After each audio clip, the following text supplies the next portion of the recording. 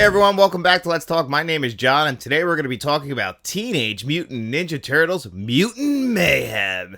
And this one was directed by Jeff Rowe, who co-wrote this film with Evan Goldberg, Seth Rogen, Dan Hernandez, and Benji Smith. And Seth Rogen and Evan Goldberg's production company, Point Grey Productions, along with Nickelodeon Pictures, produced this film. It was distributed by Paramount Pictures, and this is the 7th Teenage Mutant Ninja Turtles film. But this is also a reboot of the franchise, or at least an attempted reboot of the franchise. This is probably their 4th attempt at doing a Teenage Mutant Ninja Turtles franchise, trying to relive the golden years of the late 80s, early 90s with the comic books, the video games,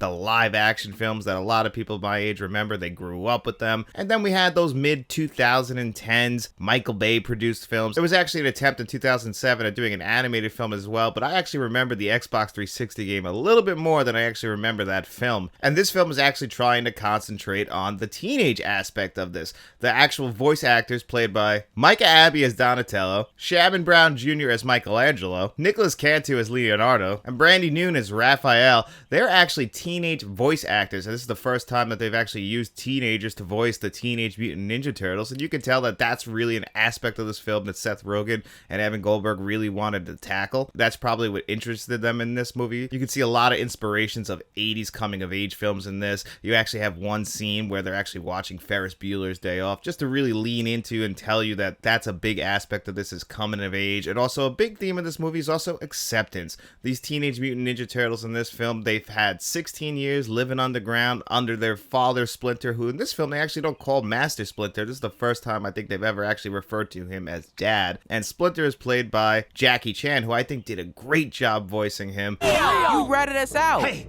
don't use that word that way. I mean, it's 2023. Sorry, Dad. You really do care about that father-son's aspect of this movie. That's something that they leaned into, and I really did love that. But really, this movie is just about them coming of age. You know, they do have to fight a big baddie in this movie who is voiced by Ice Cube.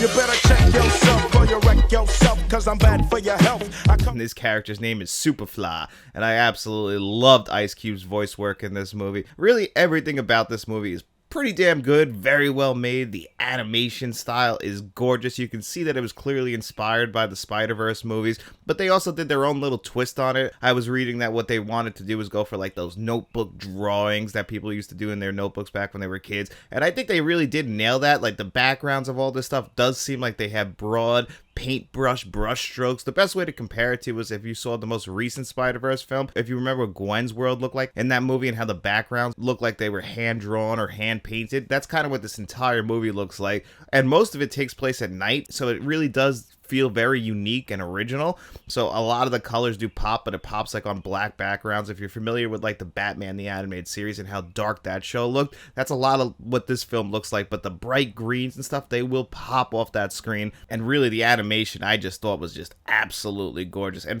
the film itself is only an hour and 39 minutes. It flies by, has no pacing issues whatsoever. The score was done by Trent Reznor and Atticus Ross, who really just a great team who make just some of the most unbelievable scores. I was actually very surprised when I saw their names in the post-credits, because the score did feel very Stranger Things inspired, you know, which is also inspired by the 80s. So a lot of stuff that inspired this movie was clearly the 1980s and the 1990s, which makes perfect sense because that's kind of the story that they're trying to tell here, is about the Teenage Mutant Ninja Turtles, and the time that they were most popular was in the late 80s and early 90s, and now you're trying to bring them into a modern world. But we also get some great throwback music in here, so if you're a fan of like 90s hip-hop or even just 90s popular music, this is going to definitely hit you harder than it's going to probably hit the kids. So I do think that this is a great family film. The parents who grew up with the Teenage Mutant Ninja Turtles, now you can bring your kids to the theater, and now you can show them the Teenage Mutant Ninja Turtles and show them exactly what you loved, and while also bringing them to the modern world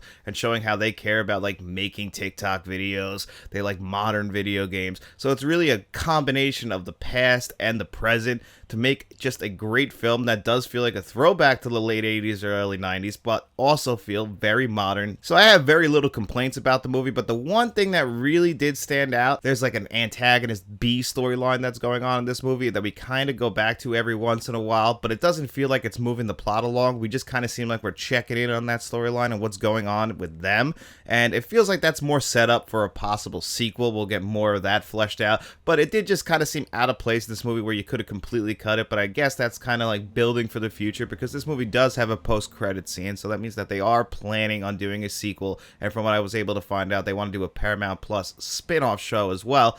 And you know what? To do all that, you have to knock it out of the park with the first film. We've seen them try to set up universes in the past and just come out of the gate fumbling. I'm looking at you, The Mummy, when they tried to redo the Dark universe. But this time, I think they nailed it right out of the gate. This is an absolutely fun family film that you're going to really enjoy at the theaters. It's like the first big animated film since Elemental, and I think that this one is actually a little bit better than Elemental, and I really did enjoy that. So if you're looking to go to the theaters this weekend and you want to see something good and entertaining with the whole family, that's going to leave not just the parents happy, but the kids happy as well, this is that film. And if I was going to give this film a score of 1 to 10, I would actually give this movie a really solid 8.5 out of 10. I was very surprised at this. I didn't expect this movie to be as good as it was. I was expecting this to be actually pretty generic and bland, and I don't know why. With Seth Rogen and Evan Goldberg behind it, they usually produce some very entertaining films, and you could just see their fingerprints all over it. But if you guys are planning on seeing it this weekend, please let me know in the comment section below. Let me know your thoughts on the franchise as a whole. Did you grow up with this? Are you new to it? I want to hear all about that in the comment section. And while you guys are down there, don't forget to like this video, subscribe to the channel, then after you're done doing all of that, I want you guys to get out in those streets and in the sewers